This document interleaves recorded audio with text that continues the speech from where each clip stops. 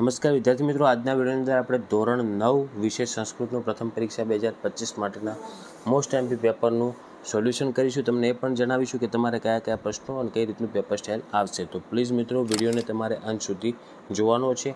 આ મિત્રોને તમારા જેટલા પણ એક્ઝામ આપવાના છે દરેક મિત્રો સુધી આ વિડીયોને શેર કરજો. આવા ઉપયોગી વિડીયો માટે આપણી ચેનલને સબસ્ક્રાઈબ કરજો. ઓકે મિત્રો, તમારે જો પહેલો વિભાગ એ આવશે, એ ગદ્ય વિભાગ આધારિત આવશે. એમાં તમારે પહેલો પ્રશ્ન આપેલો છે, જેમાં જુઓ કે નીચે આપેલા સંસ્કૃત ગદ્યખંડનો માતૃભાષામાં અનુવાદ કરો.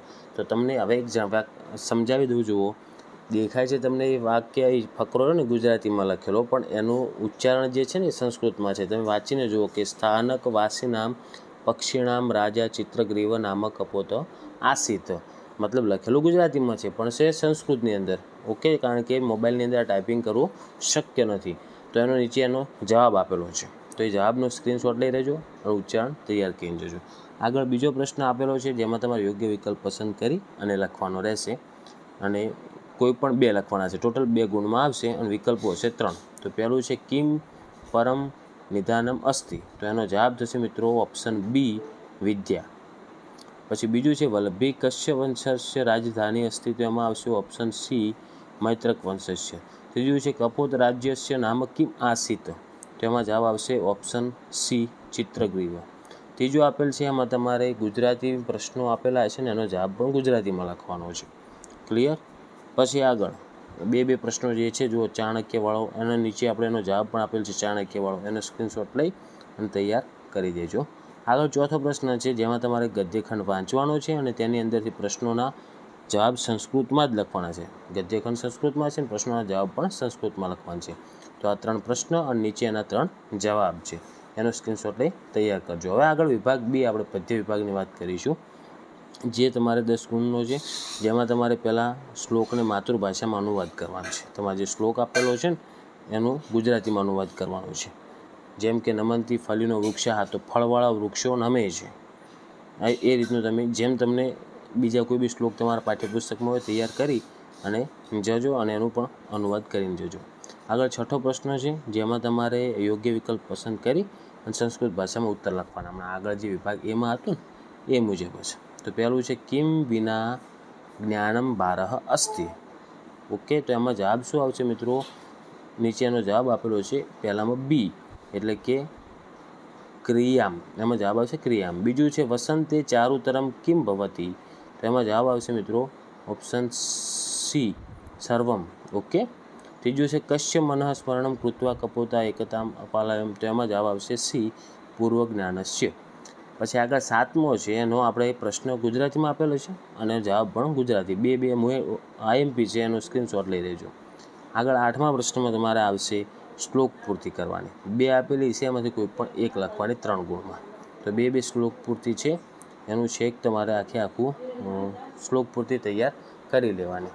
તો એનો સ્ક્રીનશોટ લઈ લેજો અને આ 2 પહેલાં તૈયાર કરી નાખવાનું. ઓકે, એક્સ્ટ્રા તો કરજો જ, પણ આ તો કરવાની, કારણ કે આઈએમપી કહેવાય. પછી આગળ આપણે જોઈશું વિભાગ સી, જે તમારે આવશે નાટ્ય વિભાગ. હવે નાટ્ય વિભાગ મતલબ તમારે ખાસ ફકરામાંથી જવાબ, ફકરાઓનું અનુવાદ, આ રીતના પ્રશ્ન આવશે. એમાં જે પહેલો આપેલ છે જુઓ, એને તમારે ગુજરાતીમાં અનુવાદ જ કરવાનું છે.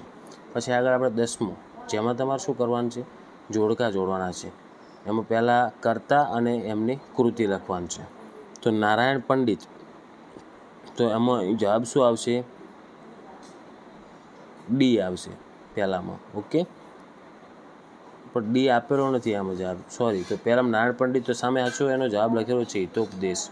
પછી બીજું છે વિષ્ણુ શર્મા, તો એમાં જવાબ આવશે એ, પંચતત્રમ. અને ત્રીજું છે મહર્ષિ પતંજલિ, તો એમાં જવાબ આવશે સી, યોગશાસ્ત્ર.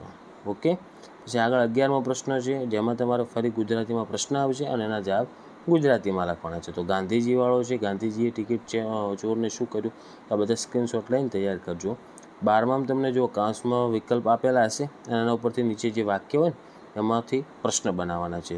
જેમ કે પહેલું છે લઘુપત્નક નામક વાયસ આસિત. તો એમાં જુઓ કહનો ઉપયોગ કર્યો, કહ નામક વાયસ આસિત. આ રીતના તમારે 3 ઉપયોગ કરી અને પ્રશ્નાર્થમાં ફેરવવાના છે. તો આ પણ વ્યાકરણ વિભાગનો પ્રશ્ન થઈ ગયો, આ પણ આવશે. પછી આગળ આપણે વિભાગ ડી જોઈશું, વ્યાકરણ વિભાગ. મોસ્ટ એમપી વિભાગ છે. કઈ રીતના પ્રશ્ન આવશે જોઈ લો. પહેલો જ છે સમાનાર્થી શબ્દ આવશે. જેમાં તમને ધરા પ્રશ્ન આપેલ છે, સાઈડમાં ઓપ્શન છે, તો ધરામાંથી એનો જવાબ શું થશે? ઓપ્શન બી, પૃથ્વી. ઓકે. પછી બીજો પ્રશ્ન છે જેમાં તમારે સંસ્કૃતમાં વિરોધી શબ્દ આપવાનો છે કે આરંભ, તો એનો જવાબ થશે મિત્રો ઓપ્શન સી, સમાપ્તિ. ઓકે. પછી ત્રીજા પ્રશ્નમાં તમારે વાક્યમાંથી વર્તમાનકાળનું રૂપ શોધીને લખવાનું છે. સા વિદ્યાલયમ ગચ્છતિ, તો એમાં ગચ્છતિ એ એનું વર્તમાનકાળનું રૂપ થશે.